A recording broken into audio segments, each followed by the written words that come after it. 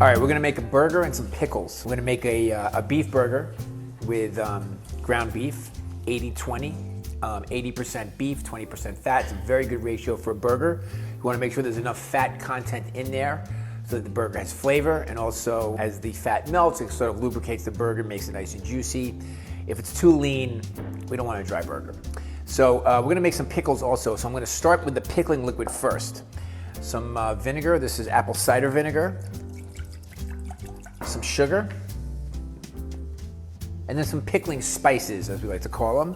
A little bit of whole mustard seed, some coriander seed, some dried dill seed, some black peppercorns, and then we're gonna put this on the fire, let it come to a boil, and then let the sugar dissolve and let the spices kind of get to know each other a little bit. And we're going to take an English cucumber and slice it.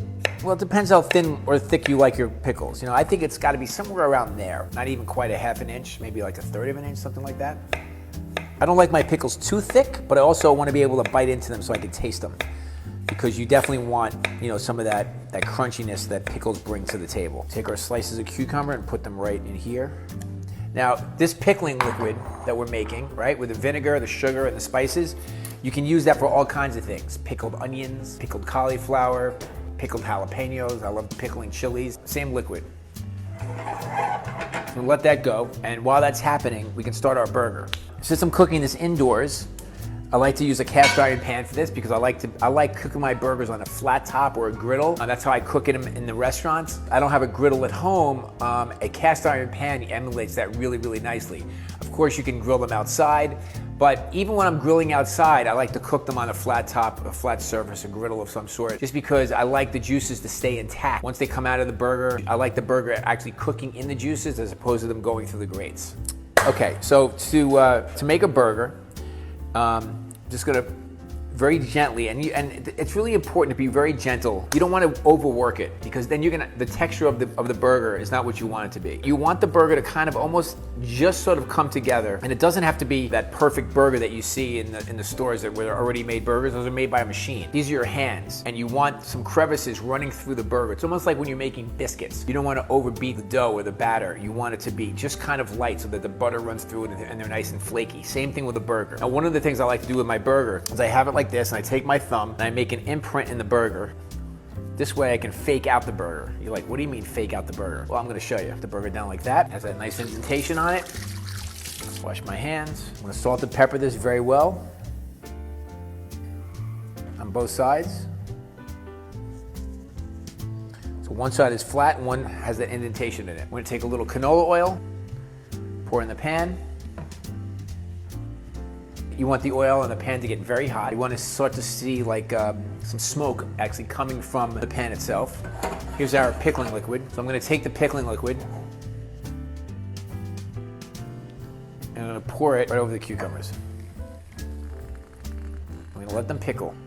It could go for days. The more they hang out, the more pickling flavor they get. We're making what I call a Dallas burger. This is a sort of a spice-crusted burger. So we're gonna make a spice rub for this, almost like you're making a spice rub for a steak. Same principle, basically same ingredients.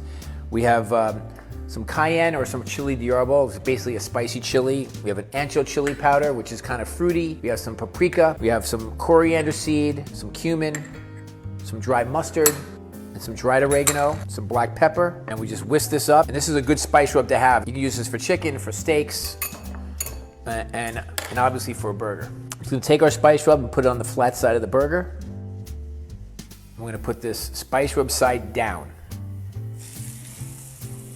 This is what I was talking about. You see the indentation here? What happens is, a lot of people, if they just make a flat burger, they put the burger in there, and what happens is the burger plumps up like a football, and then people take the back of their spatula and they press it down and they squeeze all the juices out of the burger to bring it back to shape. So what we're doing, remember I said we're faking out the burger? The burger is, while it cooks, it is going to get that sort of plumpy sort of sensation going, but it's going to come back to the shape that I want it to be because I already put the indentation in there. So we got ahead of the burger sort of changing its shape so that it comes back to the shape that we want it to come back. And at the same time, we're creating a crust from the spice rub on the outside of the burger as it cooks. We haven't even flipped it yet. The burger is starting to come back to its shape. Look at that beautiful spice crust.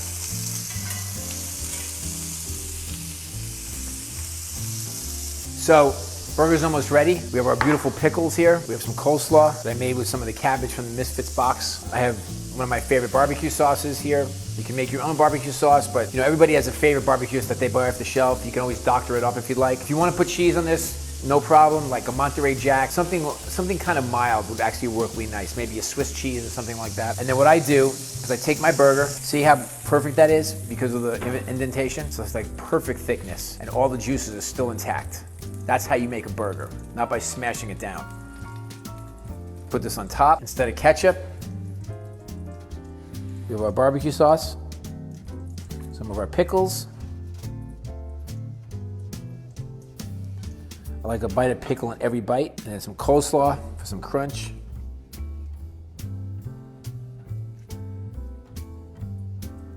A little brioche bun. Let it float. There you go. Spice-Crusted burger. We call it the Doubts burger.